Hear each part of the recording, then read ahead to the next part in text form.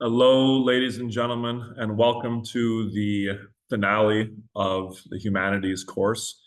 And today in this video, what we're basically going to do is give you some final thoughts on the course overall, some things that we may have missed or some things I want you to walk away with as you conclude this particular course and go over the final exam, or what is essentially the final project, the final paper, and what that entails. Now, one of the things that I think I mentioned in the beginning and that I always want to, remind my students of, remind my viewers of, anyone who's kind of following the course, is essentially that this course was originally meant for ninth graders. So, and particularly ninth graders who were struggling to understand or comprehend in terms of literary skills or in terms of just basic comprehension and knowledge, either the content in the history classes that they were taking or the skills that they were trying to develop in English classes.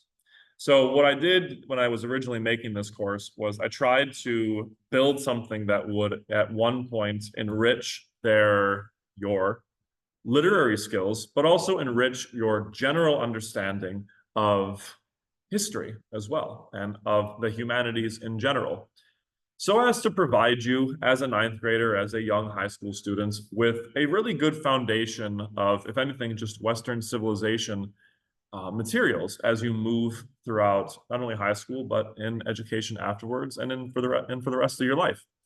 Now, did we do this successfully? I never think so. I never think that we do it in full success. I think we did a pretty good job, just kind of giving a quick glance at a lot of these subjects. Can we talk a lot more about them? Of course. There are entire courses, as you're going to see when you go to college, or if you look, even in Barnes and Noble or something like that, you can see entire courses and, years of study dedicated to even small things that we were mentioning in this particular course. And we lacked a lot of that. We really did skim, if you want to draw the easy analogy or the easy kind of visual, we basically skimmed a very wide surface of the sea and the ocean of knowledge that is the humanities. So we covered a large amount of the ground in that ocean, right? But we didn't really go very deep, right? So a lot of courses will maybe go like this and then kind of dip and really focus on something. We basically just went like this. We tried to cover a lot in a rather short period of time. Now, what we're doing in the final exam or the final essay rather, what we're doing for that is essentially giving you the opportunity to go a little bit deeper, right? So to go below the surface that we established for you and research what you want to research. So here we are. Traditionally, what I have my students do at the end of this course is write for me for their final project what is essentially an informative essay, an informative research essay, which, as you can see here, is simply a 3 to 4 page essay about one specific topic or question that is using at least 3 textual sources, okay? Now, your essential point of making this essay, the essential point behind this essay, behind this assignment, is to help you explore, to help you learn a little bit more, and to go deeper into an area of study that we have not covered in high school. So something you didn't talk about in English class very much, something you didn't talk about in history class very much, and then in this course that we didn't talk about very much. So as we're going to see, that can be a lot of different things. You can go into a lot of different detail here. And traditionally, what I have my students do is not just create an essay, but essentially create like a little booklet, a little pamphlet of research, a little pamphlet of an informative piece of literature. Now, because of that, I usually ask that you include a cover page with, a title, a nice kind of aesthetic or, flavorful, fanciful title, and a nice cover page, make it look good, pick a good cover, because unfortunately people do judge books by their cover. And then in your book, include some relevant images, include some relevant aesthetic things that will kind of bring out the beauty of your work. And then pick a topic. Okay, what is the topic that we are looking for here? It is essentially anything that has to do with anything that we covered in this course. Now, we had, as we saw, 8 different pieces of history that we were covering, okay? And you are able to choose from any of those. And I just to help you kind of organize your thoughts, I've created this little graph here or this little organization thing right here, where we basically have all the different units we went through, all the different kind of sections that we had within that particular unit, and then some deeper things we could talk about therein. So for instance, let's go through this. The ancient Greek unit, which I've usually found is one of the more popular ones my students go through. We talked about creation myths. We talked about mythology. We talked about the classic myths. We talked about, Homer and the Iliad and the Odyssey and the heroes therein. We didn't talk in much depth about them. So for instance, if you want to go in more depth about the variety of creation myths, not just in Greece, but maybe throughout the world, you could write an entire essay about just basically informing us about the creation myth of another culture. You could do that. You could do a piece of literature, or you could write an essay on a specific god or a deity from the Greek pantheon or from any other pantheon throughout the world. You could do the same thing for not just heroes of Western literature, but also heroes of Eastern literature, of like the Vedic scriptures and stuff like this. You could focus on not just the philosophy of Socrates, you could go and look at someone else's philosophy. You could look at a piece of Socrates' literature in more depth. All of these sort of things you could cover in whatever depth you desire. Now, I'll tell you right now before we kind of go on, the point of this essay, guys and gals, is yes, to kind of help you expand and explore the knowledge you want to explore and help you, again, build the skills of, literacy, being able to kind of compile some relevant information, put it out in a good, organized fashion, articulate yourself well. But it's also to help me learn. I'm going to be selfish and I want to learn more about what you are learning, especially.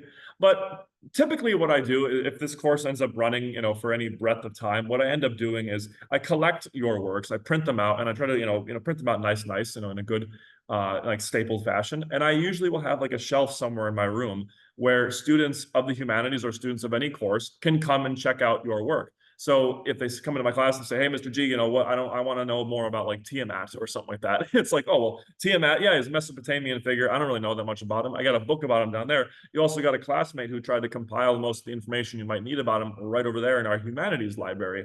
That's like my ultimate goal if we end up teaching this course for more than just a couple of years. So contribute to the body of knowledge, contribute your research to our great body of knowledge that we are creating around this course, okay? I give you just the outline, just kind of the surface skimming level. You guys all do the deeper sort of research and deeper work when you go out and kind of embody that knowledge and then give it forward in a very humanities-like tradition where we are passing down knowledge to each other. We're accumulating and formulating and articulating knowledge to ourselves and the generations after us. So try to do that. Try to help me recreate the Library of Alexandria, for our courses, okay?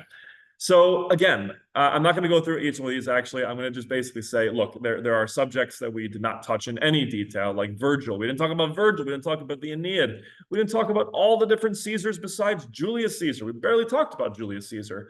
We didn't talk about any of the other, the immense depth in the stories of the Bible or in the stories of the Quran or of the Vedic scriptures or around the Buddha. There's so many things you could explore there. Or any of the other religions, the animist religions of the Native Americans, the different Taoistic and Confucianistic, religions or practices. We didn't look at those.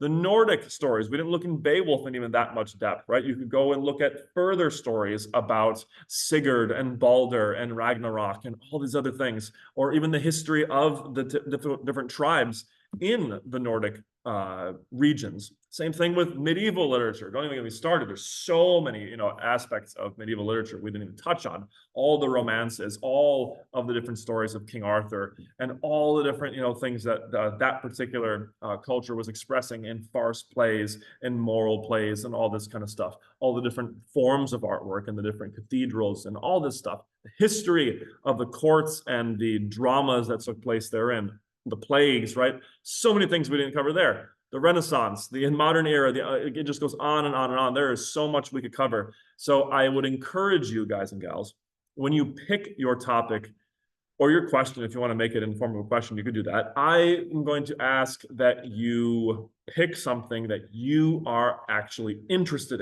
in some way, shape, or form. Now, Of course, we're always going to have people say, well, I'm not interested in that much. There's nothing really here that I'm that interested in. I don't buy that. There's absolutely something you're interested in. Even if it's something, as simple as a movie, right? If there's something like a movie that you like, if there's something, about a character that you like, or a form of artwork, or even like an activity that you like if you see the history of a sport, like most sports have their origins in the past 200 years, go check that out. Let's research that, put that in our body of knowledge. Absolutely. And as a point of organization, I usually ask, as you see here, that we formulate these in the form of a question. Okay. So instead of saying, oh, I want to research Merlin, be like, well, the whole topic of this essay is going to be, who is Merlin? Okay. So that's your primary question or topic. And then I usually ask that you divide these into like subtopics. So for example, if we're asking, yes, who is Achilles? Well, number one, the first question we would say, well, what story is Achilles in and who wrote it? So where are the sources that we find, information about Achilles? Well, it's in Homer mostly. It's like, okay, what else? Any Roman sources? Yeah, there's all kinds of sources that we talk about Achilles in. The backstory, right? What do we know about the stories, or what kind of versions of his stories do we have telling about his origins, his parents, his grandparents, all this stuff? Why is he so famous? You can see what we're doing here. We're taking that one basic question and trying to kind of trickle it into all multiple other questions that is going to essentially help us answer that ultimate question, informing us more and more about the topic of your choosing. The same thing can be done for any topic at all. So in some sense, ladies and gents, there really is no thesis. I'm really breaking the mold and probably going to piss off a lot of different English teachers here. There is no thesis, right? I'm not asking you for a thesis. I'm asking you simply to inform me, generally, just kind of rant to me, just kind of share the breadth of knowledge that you can accumulate on the topic of your choosing that has to do with the humanities. That's all that we're asking you to do here. Okay.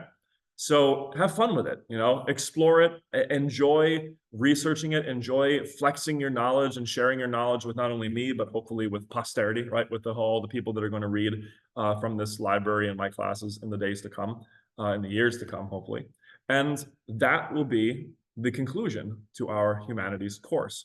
So it ends with us having looked at the span of history that we've covered and trying to say something about it, trying to share it and add it and pass it on, hopefully and very much in the spirit of the humanities. So thank you very, very much for following us in this particular course. I hope you've enjoyed it. And I hope to see you, or hope to hear from you when you are following us in future courses. So stay tuned for more as more and more of those come out. I hope you have a fantastic day, and I will see you soon. Bye.